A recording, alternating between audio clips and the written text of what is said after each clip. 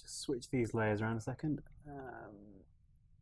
Okay, so we went over this last lecture, this idea of shear flow and the idea that the distribution of shear flow within a section is going to help us somehow. Haven't told us how yet, and we're going to get there. We started to look at this for this cross section taken through a beam.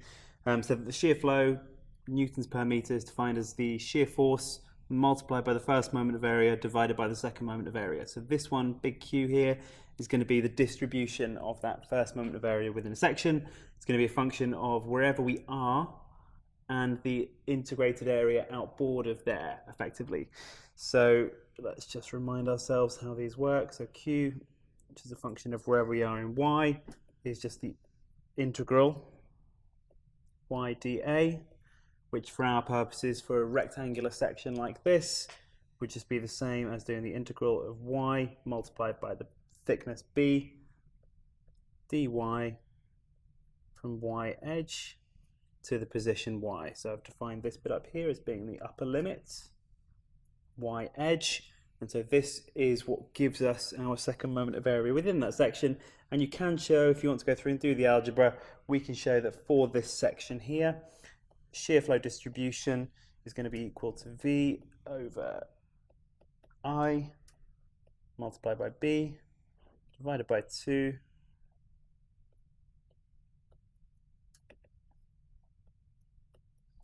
H squared on 4 minus y squared, and B, which I haven't got listed on here, is just the thickness of this, or the width of this section we're going through here. So we could do this, we could come up with this sort of distribution, but we're not really going to use this form too much, but we want to think about what this shear flow represents. So we can see here that the shear flow distribution for this sort of section is going to be a quadratic, okay? Quadratic in y, which is displacement or distance away from the centroid of this total section. So it would be some, let's draw this with a different color. The magnitude of this would be a quadratic, okay? So I've drawn this off to the side. Doesn't necessarily mean the shear force is actually off to the side. This is then just the magnitude here, okay?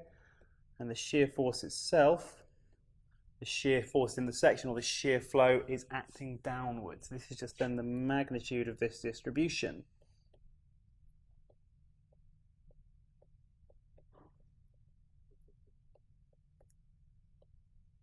So Q, which is a function of y, is then got this sort of function here. So when we see these shear flow diagrams, it doesn't mean the shear flow is acting in the direction of those arrows. That's just the direction of this displacement. Shear flow is still acting downwards in this sense.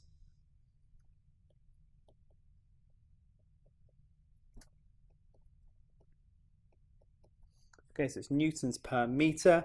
So the accompanying shear force is simply going to be equal to whatever the shear flow distribution is integrated over the whole length down here. Okay, so when we start going from these diagrams of finite thickness to ones that have got sort of these infinitesimal thicknesses, sometimes things can get a little bit confused, but I wanted to just make this distinction that when we draw these sort of diagrams like this to show the magnitude of the shear flow, that doesn't confer the direction of the actual force application.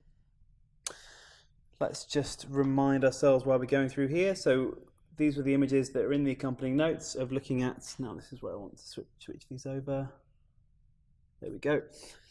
There we go. I might not have had that switched over earlier, but I have now. So this is a section that's being loaded. What we see here is that these two authors, who I've referenced properly in my thing, and we've got 3 C beams, 3 open section beams, and there's 3 points of loading, one of which is inside the section, one of which is far outside the section, and one of which is slightly outside. And we can see that when we load inside the section, we have this accompanying torsion. When we load far outside, we've got accompanying torsion in the other direction. And when we load at somewhere which must be very close to the shear center, because it's still got some torsion, we see less torsion. And it corresponds that somewhere between this loading point and this loading point must be the shear center of this object, of this particular cross section.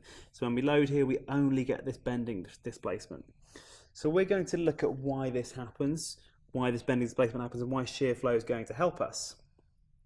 And like I said, then we can do this complicated expressions for shear flow. We're going to use some simpler ones for thin-walled sections, which are going to help us. So let's draw a quick diagram of this C-beam. And like I say, sometimes it helps us to draw the thickness of different members so we can visualize things, and sometimes it helps us just to draw them as lines, because that often we don't want to end up actually considering the thickness in a problem like this. Let me switch these around again. There we go. Okay, so in this sort of object here, now if we're loading with a shear force V, then we're going to make some observations about the way the shear must be transited through this structure. So when we've got an object that is aligned, also we can start again.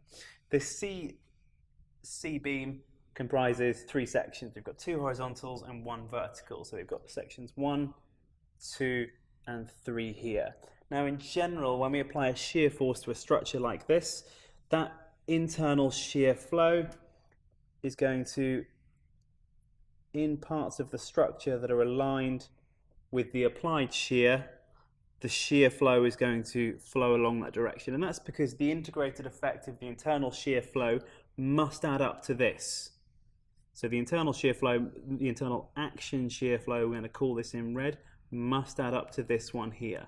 Okay, just the net force. So that's our first rule. We'll say that 1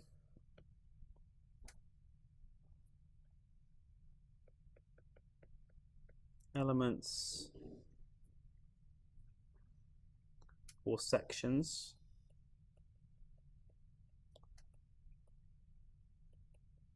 parallel to the applied shear force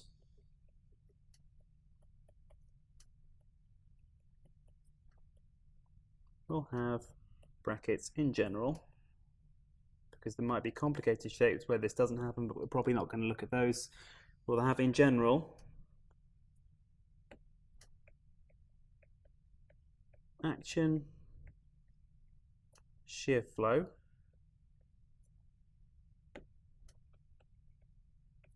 that is in the same direction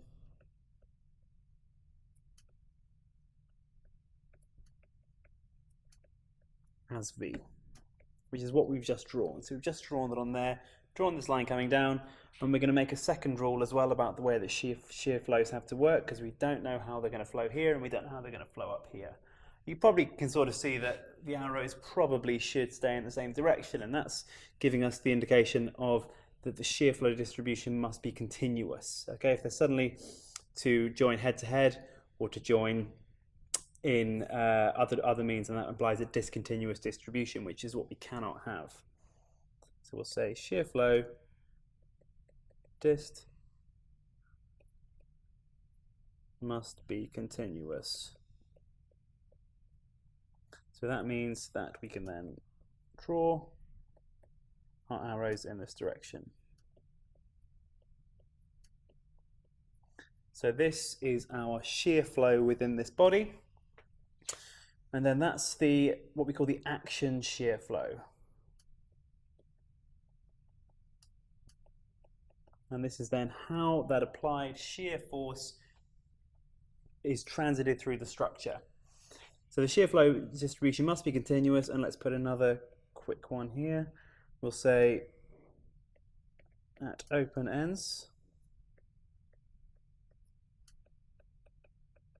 shear flow equals 0. And by an open end, I mean this bit here and this bit here. So the shear flow must go to 0 here. And we can just see this when we looked at the shear flow distribution within this more complicated structure.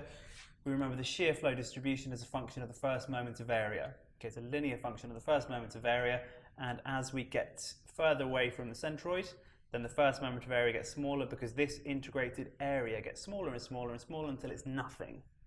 Okay, so that's why the shear flow distribution, this is our shear flow distribution, it has to be 0 whenever we reach the end of an element. So as a consequence, here and here, it's got to be 0 as well. Now we want to work out how the shear flow is distributed in here, and we're going to get there, but I want to just take a step back and talk about this idea of action shear flow. This is how those internal forces are reacted within the structure. What keeps the structure in equilibrium, what is effectively maintaining that, well, like we say, that structure in equilibrium, is the reaction shear flow.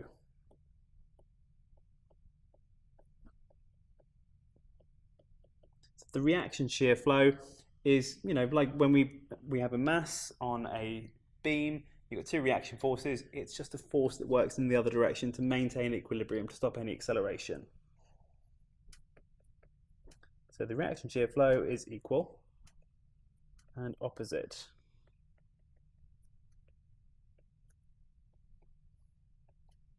So for our C-shaped beam,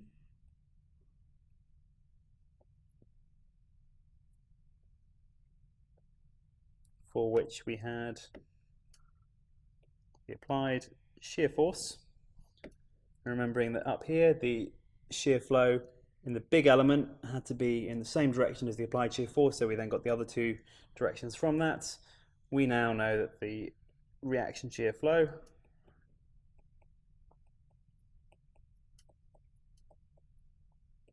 must be in this sense. So it's working in the opposite sense. Now, why is this important for us? Why does this help? So it's the reaction shear flow that applies that reaction force within the structure to maintain equilibrium. So that can cause a net moment on the structure, causes a net moment, and if that net moment doesn't equal the one applied by the shear force, that's when we get torsion. Okay, we get torsion within a structure when these forces integrated and added up don't equal this. Okay, so there's only one case that happens, and that's when we're applying V at the shear center. Going to have to talk about this a little bit more before it starts to make sense, I think, but hopefully you guys are starting to see what some of this means and what it actually means for us. So we can say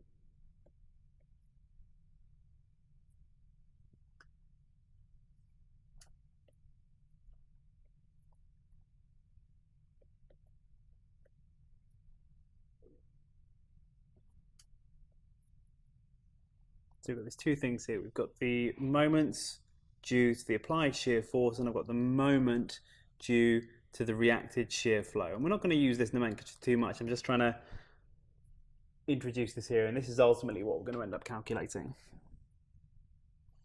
So these equal 0 only if V is applied at the shear center.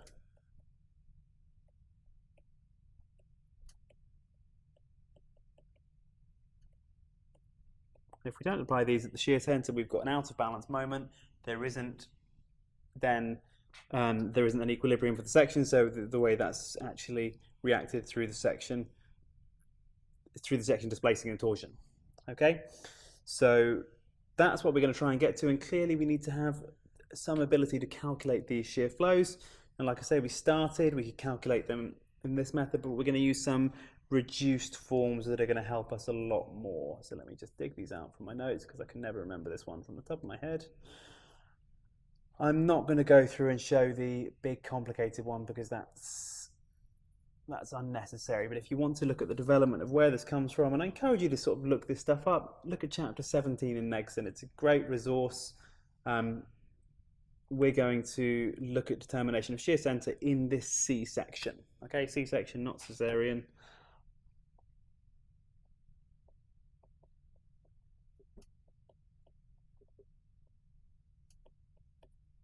In fact, let's just go back a second,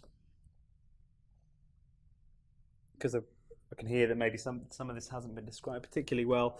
basically if we loaded somewhere outside of this section, then if I collected moments up here, I'd have to get the point of application here and the distance. That gives me 1 moment due to my applied shear force.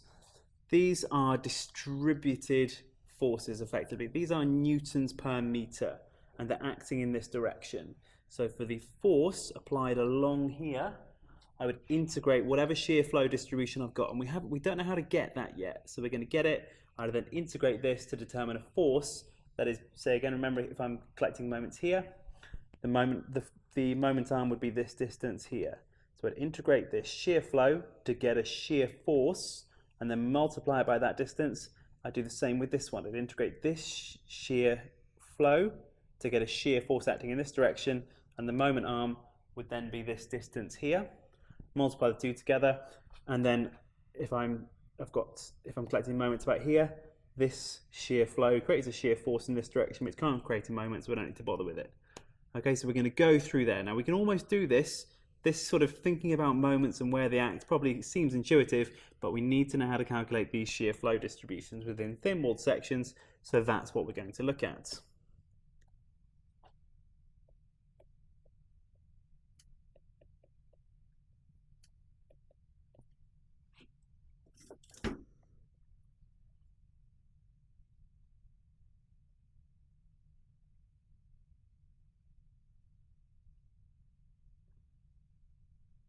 And in fact, what I can probably jump ahead and just go through this whole idea here of just jumping ahead and not really thinking about this, sorry. So this is the reaction shear flow. The reaction shear flow is this blue one, which you calculated here. We don't need to bother working it out, because the one that we're going to try and determine is this one here, which is the action shear flow. So let's stop making things dance around on here. How do I get rid of that line? Doesn't matter. So if the blue one, the reaction shear flow, which is the one that we're actually trying to balance using this equation, is just equal to the equal and opposite of the one that we can determine, which is the action shear flow, then what we can actually say is mv minus mq is equal to 0. So let's just make this distinction here. This is action shear flow, which is the blue arrows, and this one here is the, let me rewrite that so I've written it correctly. This one here is the reaction shear flow, and this one down here is the action shear flow, which is the red arrows. So this one here is how the applied force is propagated through the structure. As a consequence of that applied force, we get an action shear flow, and the action shear flow is reacted by the reaction shear flow. These are the two that balance to give us 0 moment if we're loaded at the shear center. But because these blue arrows are just equal and opposite to the red ones, we can just redo this whole equation here. Okay, so this is what we're going to determine, and at the moment, this one here, let's just write this. This is the moment due to the applied shear force. You guys can determine this. This is pretty simple statics. This one here, we probably need to figure out some simpler way to determine it. So we need to be able to determine the shear flow distribution within thin-walled structures. So determination of shear flows in thin-walled structures.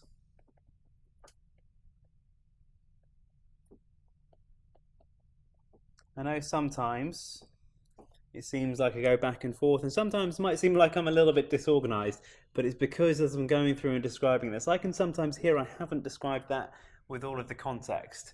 And I'm thinking to myself, I know that a student probably would have put their hand up here or looked confused at the back, so I'm trying to think about those points as I'm going through this. So we're going to look at some general forms for shear flows in thin wall structures, and then we're going to do an example.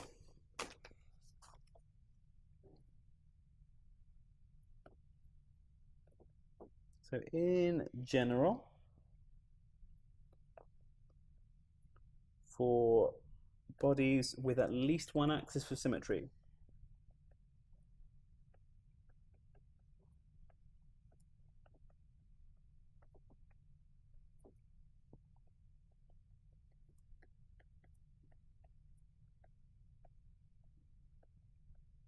So for bodies with at least one axis of symmetry, this gets a whole lot easier, because if you look in chapter 17 of Megson, you'll see there's a dirty, great, complicated expression involving ratios of second moments of area and products of second moment of area. So when we've got symmetry, some of those go to zero, and the whole thing gets a lot more simple. So we'll say that if we have some, let's use, I'm going to just draw an arbitrary circular section.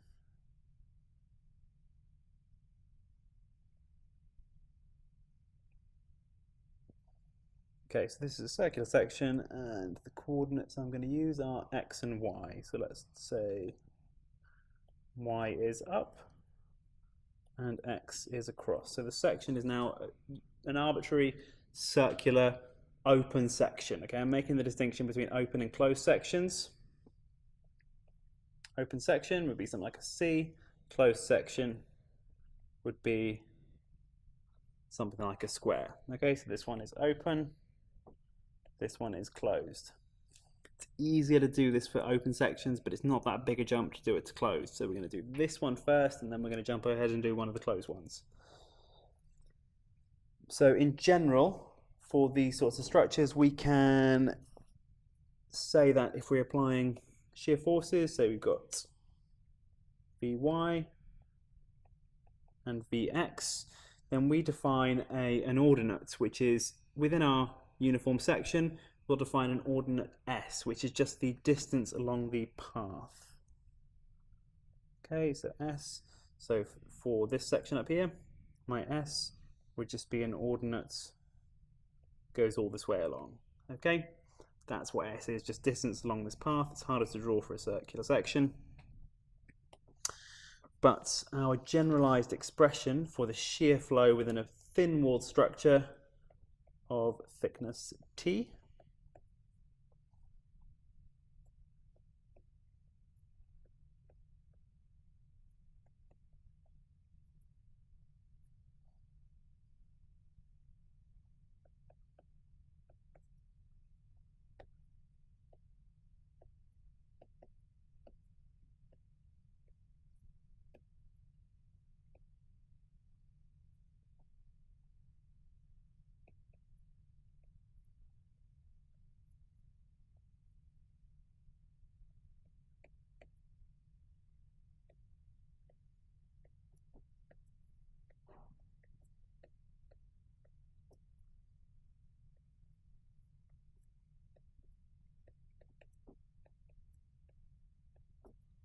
Okay, so the shear flow is going to be two integrals. It's the integral of the shear force in y divided by the second moment of area in the x direction, and then it's the integral of the thickness multiplied by the distance from the centroid as a function, and that can be a function of path length, or it can be a constant, as we'll see, integrated over the path length. And just do the same with the shear force in x, switching y's for x in that case there. So we'll do this as an example. I'm going to go through a C section. Now this is actually example or problem 2.1 from the notes. So I'm going to solve it using a slightly different set. I'm going to solve it slightly differently to the solution in the notes, but hopefully you guys can see there's more than one way to solve a problem that way. So in fact, I'm going to solve this. Okay, yeah, no, the question in the note says determine the shear section of the thin-walled C section. So let's go through this. I'm going to write the question up.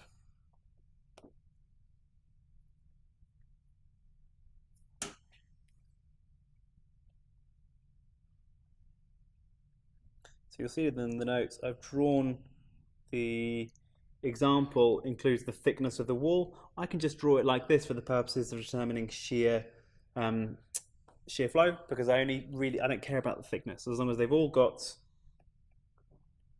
a smaller thickness by an order of magnitude than compared to the length, which for this course you will always have.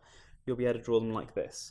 So this is a C section of height imaginatively called H, base thickness of B. So you should be able to see immediately, and in fact it's given in the example, we've got an axis of symmetry like this. So we know immediately the shear center has to lie somewhere along this line. Okay, and what we've seen from looking at the images, we've seen that if we load within the section, this will cause torsion.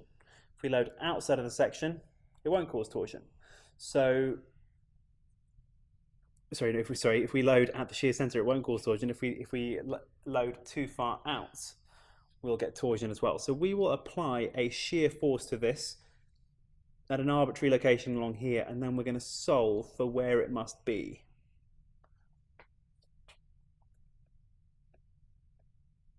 Let's give this a coordinate system, y and x, and we're going to say, let's apply a shear force, V, in the vertical direction. Okay, because like the example we saw, that's how we, it doesn't help us anything by applying a shear force in the horizontal direction, because that is then by definition of where this axis is. It will be applied along the action of the shear center, and that doesn't help us. So we're going to apply it here, and we'll say this is at distance E from the centroid of this section here, from the centroid of this part here. And this is where you need to be careful when we are, if you've been given an example with thickness included, anytime you see a thickness for these examples, it's so small that we don't care about it. Okay, so to the centroid of this, that's good enough for me. And so E, as we define it, is to the centroid of this section here. Now we're going to put some numbers on here. We're going to say 1, 2, 3, and 4. That's going to help us just determine what these nodes are and help us determine the shear flow distribution in each of them. So as we apply this V, we've then got a shear flow distribution within this body here. And we're going to look at it separately. We're going to look at the shear flow distribution from 1 to 2, shear flow distribution from 2 to 3, and the shear flow distribution from 3 to 4.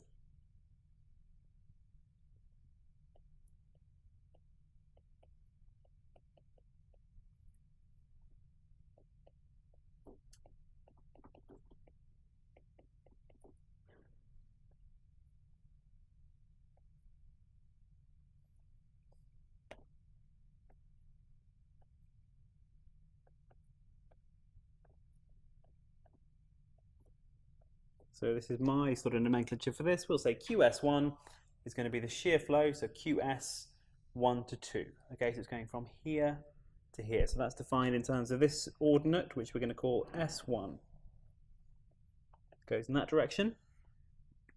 Similarly, I'll say QS2 is the shear flow distribution from 2 to 3, which tells us that our ordinate for the second one is going to be S2, extending from down here to up here.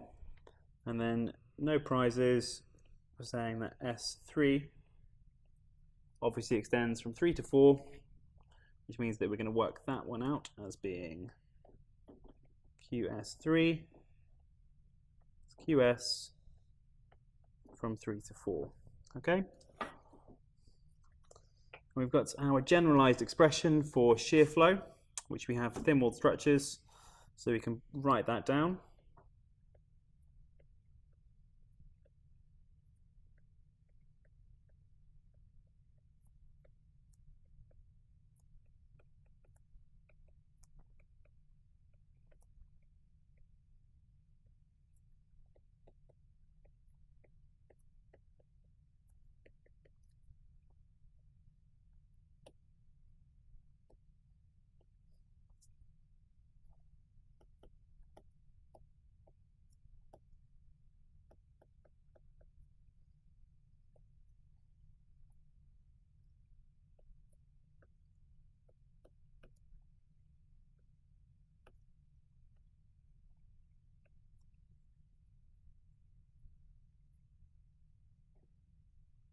Okay, so there is the next part to this that I could write down. I could write minus Vx divided by Iyy, and then integral thickness multiplied by x, but I don't need to do it because actually I can see that for this problem here, my V that I've applied is just Vy. There is no Vx. So the plus ... don't need to have it for this expression because this is the only bit that we need for our problem. We don't have a Vx, we've only got a Vy.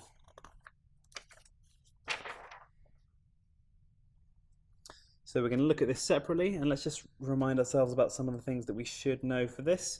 So because these two sections are open, here and here, the shear flow must be equal to 0, and we're going to call these the principal shear flows, which are the values of shear flow at these nodes. So let's say Q1 is equal to Q4, which is equal to 0. So these are principal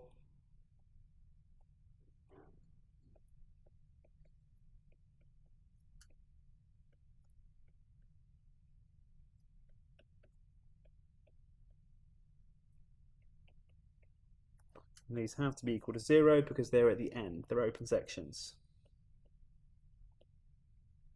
When we say principal values of shear flow, that just means the value at a node, or as we've defined our ordinates for the system, just the value of shear flow at the end of one of those legs effectively. So we've got our generalized expression here, so we're going to solve this 3 times. We're going to have to do it, like I say, once from 1 to 2, a second time from 2 to 3, and a third time from 3 to 4. But we can see that every time we're going to need to know our second moment of area, Ixx. Okay, so we're going to work this out for our structure. Now,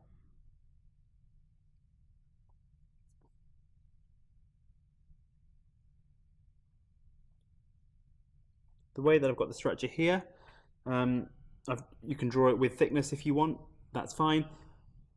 Because the thickness is so small compared to the other dimensions of these structures, we neglect it when we work out the second moment of area, or we can neglect it. So we don't need to account for the fact there is overlap between these sections. If we're just going from the distance from centroid to centroid on these, then the actual added mass, you could work it out, the second moment of area of an encompassing rectangle, and subtract this small one. The difference in the answer you get for the problem is so vanishingly small, it's not worth looking at. Okay, but I encourage you to have a look at that if you wish. But where I'm going with this is this whole body we can break down into 3 chunks. Let's say we've got 2 up here and 1 here. Then these 2 green ones have got the same second moment of area, and this blue one has got a different second moment of area. So let's remember how we calculate these. So we know that our centroid is somewhere along this axis here. So we know that Ix prime plus ay squared. So this is then the moment of inertia of a body about its centroid is equal to, so for example I'm saying here, the contribution to moment of an area because of these green sections is going to be equal to the moment of inertia of these green sections around their own centroid plus the area multiplied by the distances between the 2 centroids of the 2 sections. So hopefully again this is just revision for you guys, but let's just remind how we're doing this. So this distance here would be the y bar for these 2. Okay, and then for a rectangular section,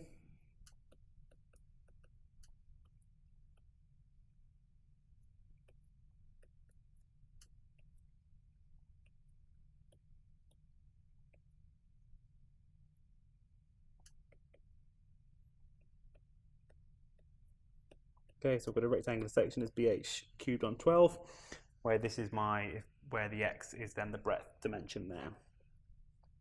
Okay, so for this whole body here, go through and we can work out the entire moment of second moment of area using this, and I go into detail in the notes, including and calculating the whole thing, but I'm just going to write this down now, in that my total Ix, sometimes I call it Ixx, that's a hangover from flight dynamics. Doesn't really matter which one I use for this purpose, is Ix or Ixx, they always mean the same thing. For my course, we can get Ixx, which is from the blue and the green in both of this added up is going to be equal to thickness multiplied by the height cubed on 12, 1 plus 6b on h. Okay, go into a little more detail in the accompanying notes about how we can calculate that, but it's not particularly, that's not this subject. That should be a revision for you guys. Okay, so that then means that we can take our expression here for shear flow and substitute the second moment of area into it, and we now then have a generalized expression for the shear flow within this structure.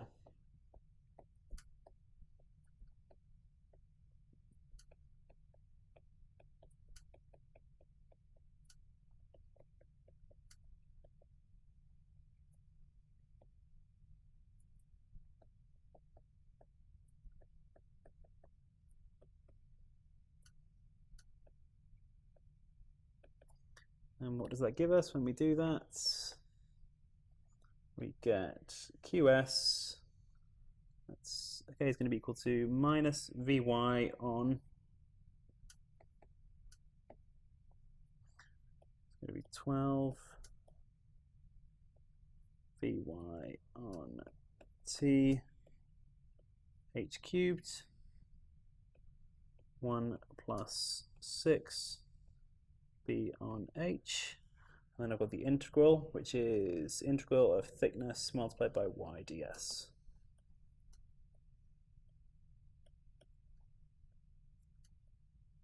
Now, because the thickness is just a constant, I can take it out of the integral and cancel it with this one.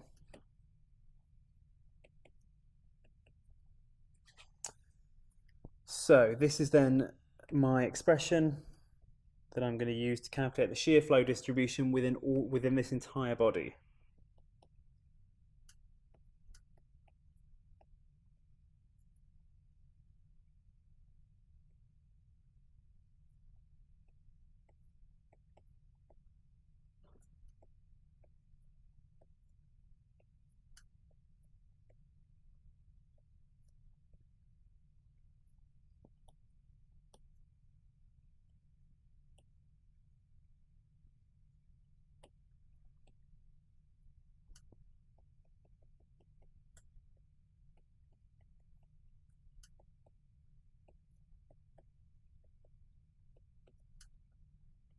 So this expression is just valid for this C-beam because we've inserted the second moment of area for this section.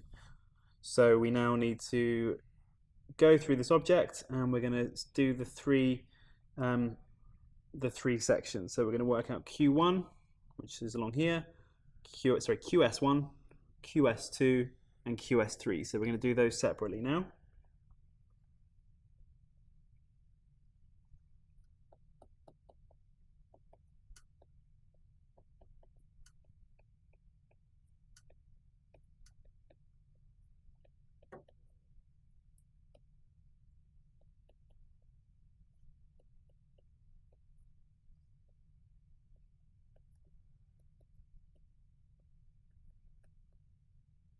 Okay, I'll stop writing this down at some point, but I want you guys just to be aware of that sort of nomenclature.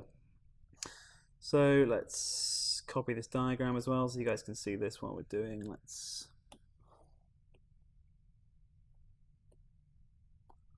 That can go down there.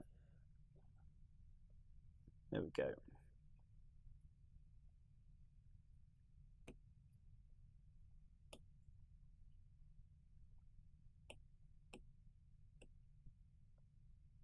There we go, that diagram there's good. Okay, so we're first looking at this section here. That's where we're looking at. We're going to look, our ordinate S goes from S1 is equal to 0 and extends to S1 is equal to B, which is the base. Okay, so that's our ordinate here, and then we're just evaluating this expression, which we already have. So the bit that we don't have is y, and that y is the distance between the displacement of the centroid of the section we're looking at and the centroid of the entire section. So for this object here, for this part, this is y and is just a constant. I'll say this is y1. It's a constant and is simply equal to h on 2 just for this first one. It's not equal to h on 2, it's equal to minus h on 2. I should be careful there because in our coordinate system y is going up and this distance here is h on 2, so as a displacement it's minus h on 2 here. So let's put this into our integral. So QS1 is equal to minus 12 Vy. I'm going to zoom out so I can see this, and then I'll zoom back in again in a second. Minus 12 Vy divided by h cubed, 1 plus 6b on h.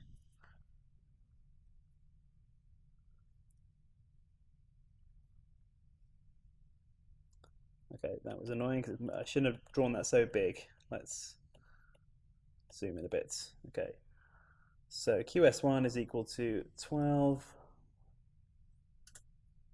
minus 12 Vy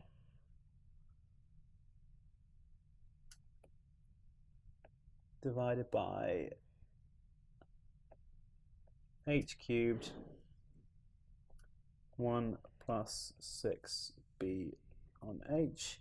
And this is now where we have the integral. So it's going to be the integral of a constant with respect to S1, extending from b to 0.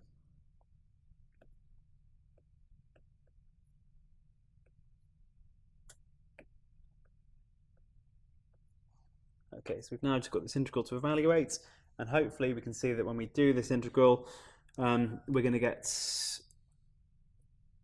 minus b on 2 here. That's going to cause this to go to 6, and then we've got two minuses, so they just cancel out, and we end up with QS1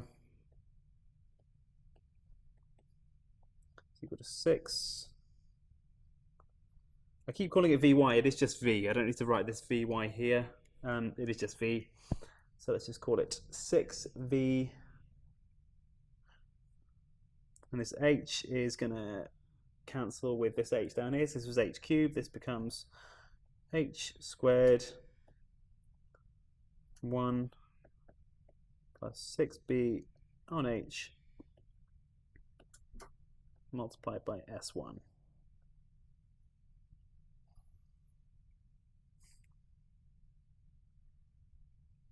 Sorry, this shouldn't have been a b here. Okay, this should have been this here. It shouldn't have been a b. This should have been an S1.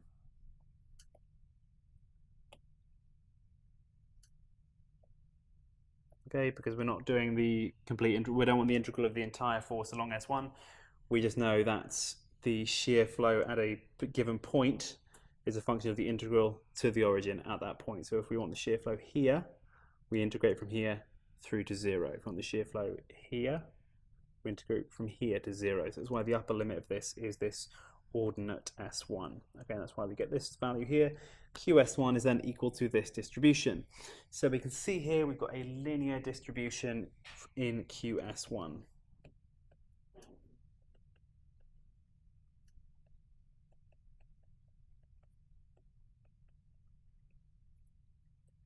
Handily, when S1 is equal to 0, when it's at that first node, we can see that QS1 is therefore also equal to 0.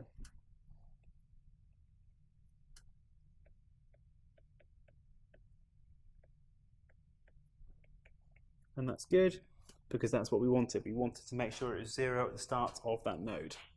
So this gives us the shear flow distribution in this first member here. We're now going to go back up. We're going to look at the shear flow in this member now. Okay, we're going to go and look for QS2 up here.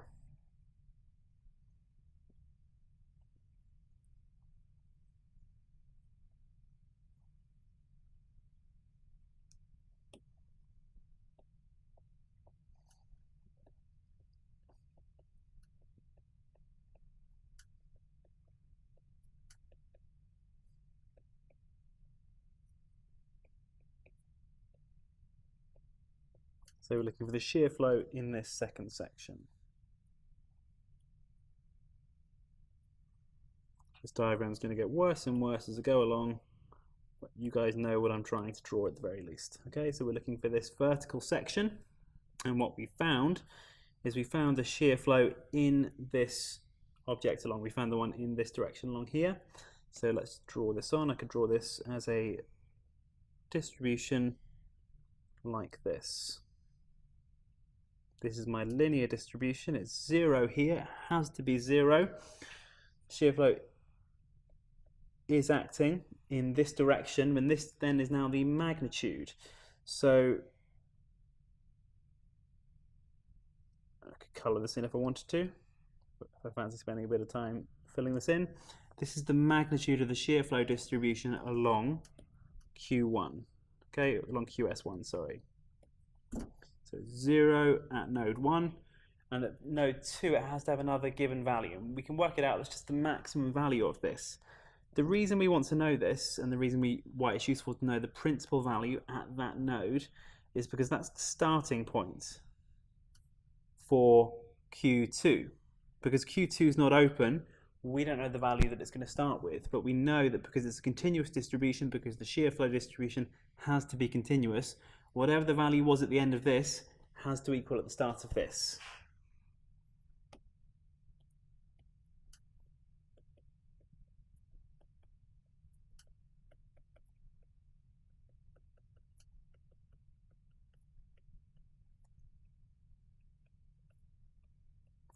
So since the shear flow distribution must be continuous, the principal value of QS1 at node 2 must also be the principal value of QS2 at node 2.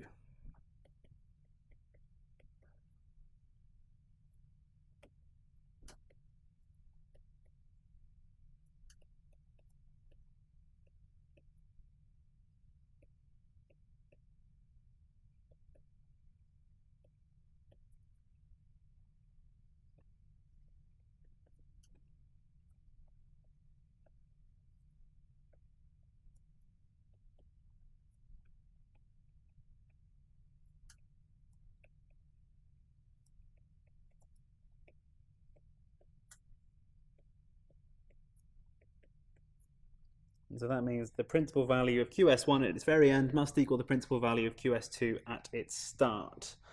So, because this had an open end, that enabled us just to say it was 0 at the beginning and then look at the distribution. Because this one here doesn't have an open end, it's going to equal whatever the ending value of QS1 was. So these nodes here, let's just write these in. This here is Q2, and this here is Q2. These are the principal values of the shear flow at this node, which is node 2. Because remember, we had these 1, 2, 3, and 4. So now we know that there's some form of distribution here. Okay, I'll tell you it's going to be quadratic. You'll start to recognize these eventually. Quadratic distribution starting with this value here. And it makes sense because this is a symmetric, and again, this is just, we'll give you a hint here, because this is a symmetric body that we've loaded down here, it's probably going to be the same value at the top as well, okay? Which we will discover, but that's a good check when we're doing these sorts of problems. You should expect with a symmetric object like this, the shear flow distribution will also be symmetric around that axis of symmetry. So we can now determine the value of the shear flow within this section. So let's just look at the shear flow distribution. In fact, we still haven't got a value for this, so we don't know what Q2 is yet.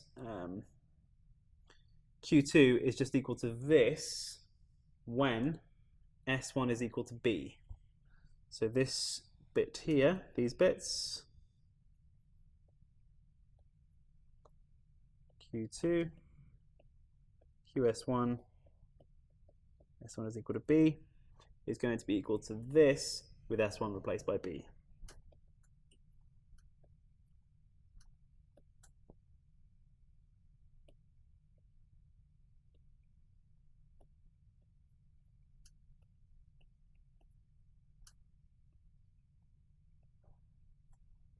Okay, so we're going to use that as the starting point for our next distribution.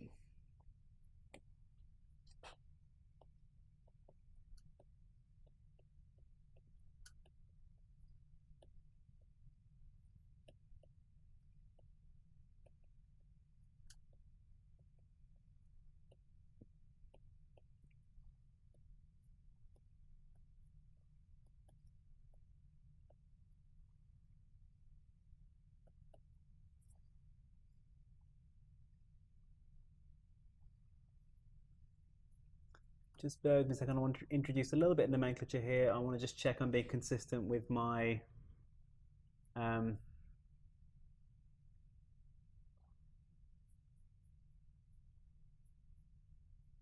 I'm not going to introduce some new nomenclature. I don't want to confuse you guys, okay? But we'll get there.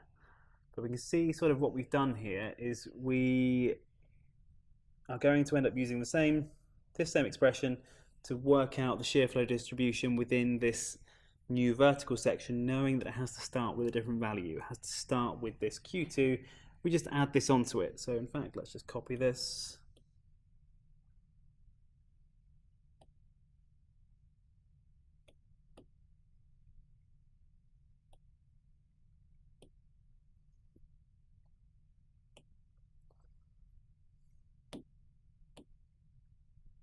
It's actually very, very difficult to copy using this this otherwise very good bit of software.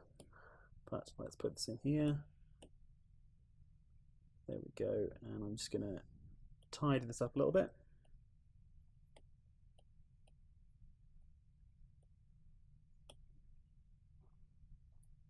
Okay, so this is now QS2. It's not so easy to determine the shear flow distribution in a non-open end. Okay, and this is why this is going to give you a hint about how we're going to determine the shear flow distribution in closed sections. So let's say this is the vertical section. So that's that one there, QS2. Q2 is just the value of the shear flow distribution at that node, and then this one here is then the thing we've already got. Vy is just the applied force. These are just some functions to do with the shape. Y is then distance from the centroid. So the distance from the centroid here is going to be a negative distance at the beginning and a positive distance at the end. Okay, so the distance when this ordinate, which is going to be S2 extends from 0 up to h. This distance is going to be equal to minus h on 2 plus s2. Okay, so that's this y here. Y as a function of s2 is equal to minus h on 2 plus s2. Okay, some students tend to struggle with seeing these and how we're visualizing them, so let's go through and we will just confirm that this is true. This is my section. This is my line of symmetry. This is S2. And it's equal to 0 here, and it's equal to h up here. Okay, so then the distance we care about is this y displacement here. So when S2 is equal to 0, I'm down here, the distance from the centroid to where I am is this y displacement. Is going to be equal to, when S2 is equal to 0, minus h on 2, which makes sense. When all the way at the other end, when S2 is equal to h, we're up here. Y is equal to half the height, so minus h on 2 plus h is equal to h on 2. That's how we get this expression here. And we've now got everything we need to evaluate this whole expression. So let's pop all of those terms in there. I'm just going to copy some of this so I don't get it wrong. Let's go down here.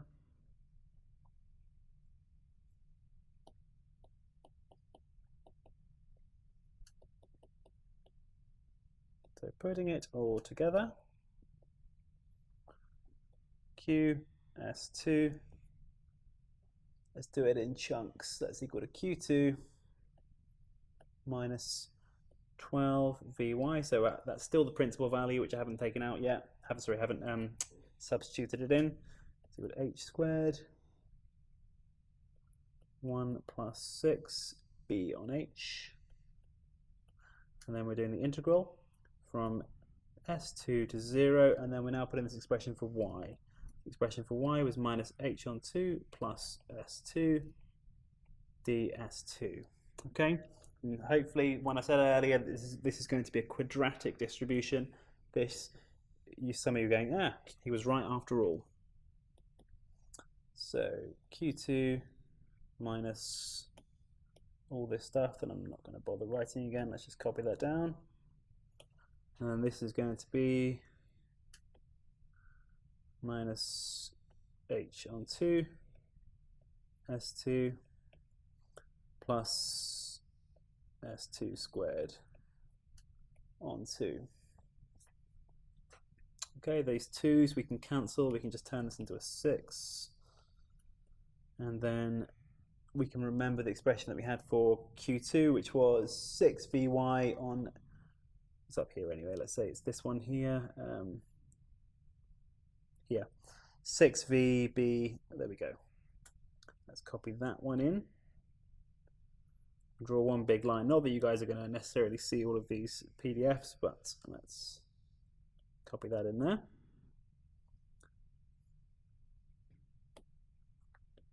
So that's equal to 6V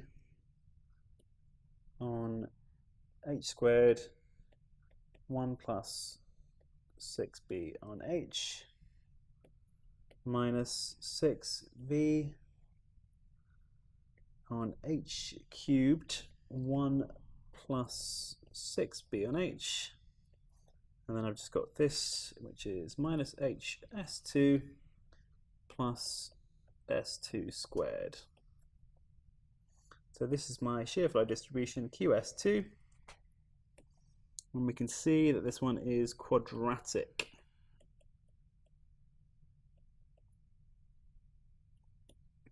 Now what does this actually mean? What does this distribution mean for us? Well, if we go back to the diagram that we started over here, we've got a quadratic distribution. We see that it, here we go, starts at the principal value of S2, and it's then got a linear and a quadratic term that are going to either, well, in fact, we see because h is a big number for this height, this is then going to be an increasing, yeah, is that going to be increasing? Yes. Okay, so we would then see a shear flow like this.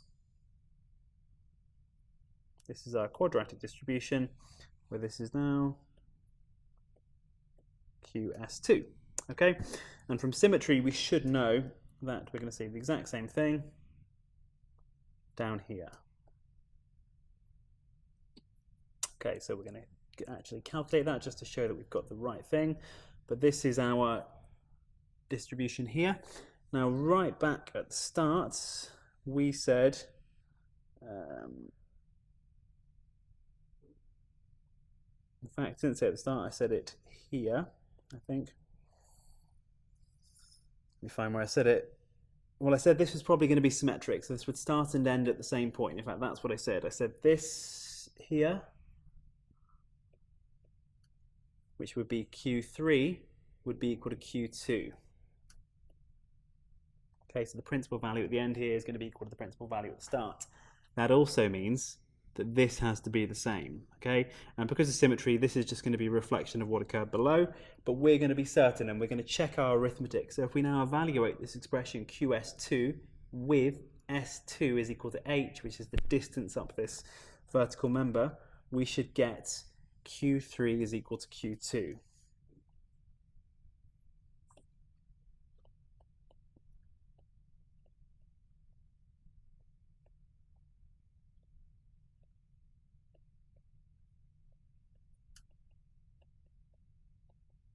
So to check our algebra and calculus, which I do a lot because I'm actually prone to making mistakes, but I spot them when I do because I do checks like this. To check them, we're going to confirm that Q3 is equal to Q2.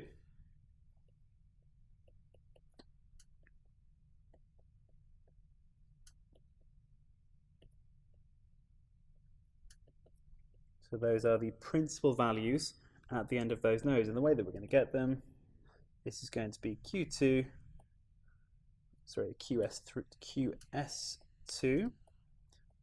S2 is equal to H. So we're going to do that. Let's just bring this expression down.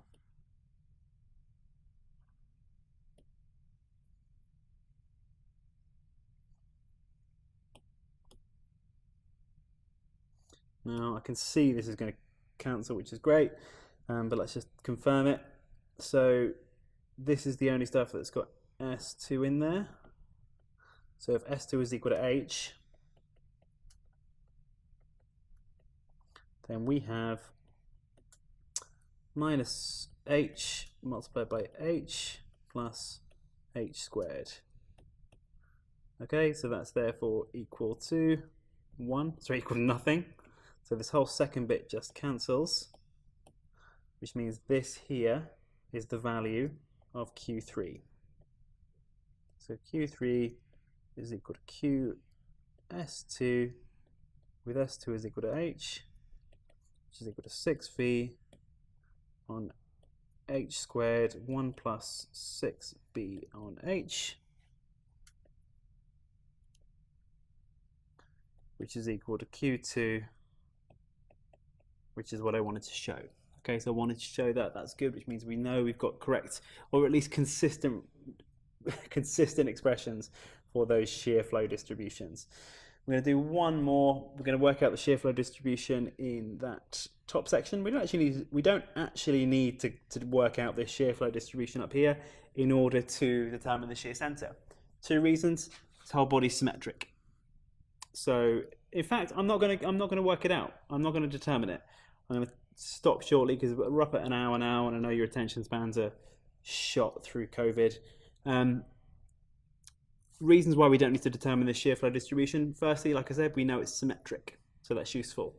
What I would like you guys to do is, as a homework, determine this shear flow distribution, and you need to be able to show that it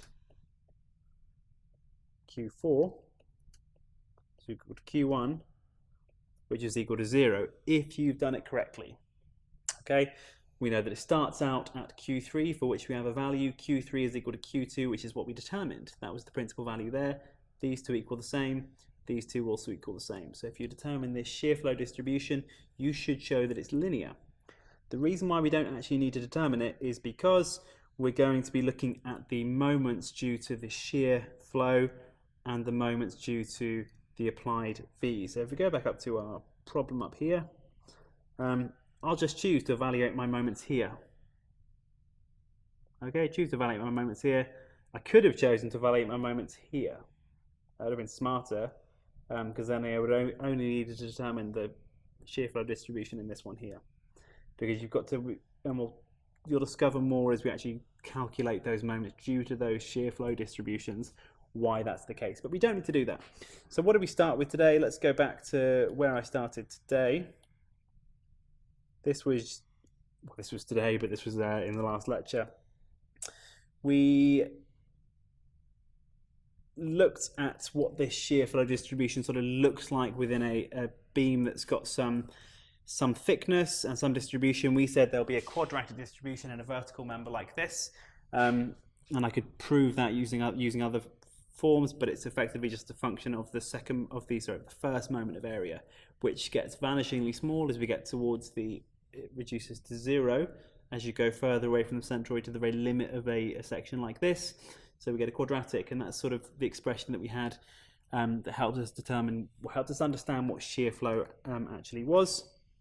And then we looked at these images, which are in the notes, and these just help us understand what loading at different points of the shear flow actually does. So we said that there's a dirty grey mark on here. I don't know what that's doing here. When we apply a shear force to a section like this, we have an action shear flow present within inside it. That's how this applied force is transited through the structure, through these red lines here. Okay, and the rules that are going to help us govern it is that in general, sections that are aligned with the applied shear flow are going to have a shear flow direction in the same direction. And then it's just going to be continuous. So the lines carry on going in the same direction. Now, the bit that we don't actually need to go through any calculations for, but the bit that helps us remember where these actually work, is that the internal reaction within the body goes in the opposite direction. All of those red arrows become the blue ones. That we don't use, but we just need to think about the theory for. So there's a moment due to that applied force, V, and there's a moment due to the internal reaction shear flow, and those two only sum to 0 in the case where we've applied at the shear center, which we know for this body is going to be somewhere out here, just by the images we've looked at. So because those reactions are equal to the equal and opposite of the internal shear flow due to the action, which is the red arrows, not the cool red arrows like the display aircraft, but the red arrows I drew earlier, we can have this expression here, and this is what we're going to be using to determine the shear center. So I then took a bit of a jump and said, let's use some generalized expressions for shear center. And we borrowed some stuff from chapter 17 of Megson, which again, I advise you guys to have a peruse through and have a look. If we have an arbitrary open section, an open thin-walled section of infinitesimal thickness T, we define a path length S, is where we take a slice through, and that's just an ordinate that extends along the path in the 2D section, and we can apply shear forces Vy and Vx. There is then this generalized expression that's a function of those applied shear forces and the moment of inertia in the other direction, and then the displacement of any parts away from the centroid and the integral of that with the thickness. And then we do this separately for x and y. And we then use that. We said, okay, we'll look at our section like this.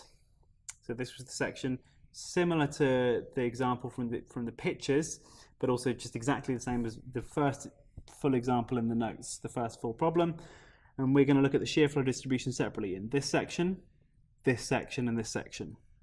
So we took that simplified expression and said we only need the first part because we've only got a y force. So the first step is to calculate the second moment of area, which should be a bit of revision from you guys, maybe a bit of the parallel axis theorem, and then calculation of second moment of area of some simple shapes like rectangles. You should probably remember these, but you know, it's 2021. You guys can Google this stuff if you need to.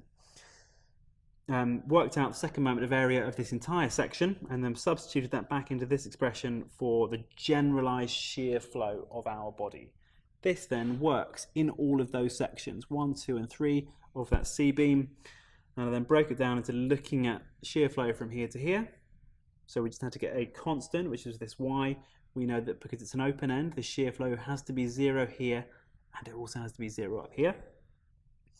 Then calculate the shear flow, showed that it was a linear distribution, and started to do some cool looking diagrams as red on here. Okay, found the quadratic distribution that I expected because I've done this problem before, because I wrote this problem or adapted it from Megson. Found this quadratic distribution, which is what we wanted to get, and then I double checked my algebra and calculus because that's what a diligent engineer does. We say, well, we know what it should be over here, I'm going to double check it just to prove I knew what I was getting. And so now we've got our shear flow distributions in all of those sections. We don't yet know what the shear center is or how to calculate it, but we're going to get there, okay? And it all comes back to this here. So we've now got, we know where that applied shear force is. I just decided in this question to, let's find it, apply my shear force at a distance e to the left of the centroid of member 2, 3. So my moments is just going to be e multiplied by v from here. Or say I want to calculate my moments about here, my moment is going to be v multiplied by, in brackets, b plus e. Okay? Next, we need to work out the moments due to those applied shear flows. Now, those shear flows are in Newton per meter. Starts at 0 here, ends up at that Q2 value. Q2 was something like 6V over whatever it was. That was this value here. Started at 0, ends up at here. Okay, as a function of S there. So we then need to integrate those along each of those lengths. That gives me an applied shear force, which I then have the moment arm, which if I was evaluating moments here, which is what I've said I'm probably going to do, is just going to be equal to h. So we're going to do that in the first part of the next lecture. It's probably going to be a short one to finish this example off, and then I'm going to assign you a problem that's very similar to this. So hopefully that's been a good introduction to shear flow, what it is, and then we're going to be at the point where we can actually use this to determine shear center of different sections. Hope it's making sense. If it's not, please put questions on Slack, and yeah, ask. And please do this stuff. You need to sit down and go through and do your own sort of example, follow these examples as I'm going through them. If you sat there watching these lectures, not making any notes, not trying the problems yourself, you think, yeah, I don't understand it, and I'm going to arrange some office hours with Professor Smith because I don't understand it. You haven't tried to. You need to do the work for this, okay? This isn't suddenly going to make sense by watching a video. You need to see these steps and go through and understand it yourself. I'm always willing to help you guys, and you guys should probably know that from having had me. I'll always help you guys out, but I'm not going to spoon feed you, okay? I will help you do the problems and understand them, but I need you to do the work yourselves, okay? And most of you I don't have to have this rant to, but I know there's quite a few new students in this class as well. Okay, so hopefully that's been understandable. I'll continue with this example. We'll do a couple more examples of shear center, and hopefully that'll be us done. We need to go over how we calculate it for closed sections. It's not too much more different to how we do it for open sections, except we've got something called an offset to determine, and we'll determine that later. So I hope you guys have had a wonderful week. I'll give you one more short lecture this week, and we'll do some sort of review on Wednesday. Take care, guys.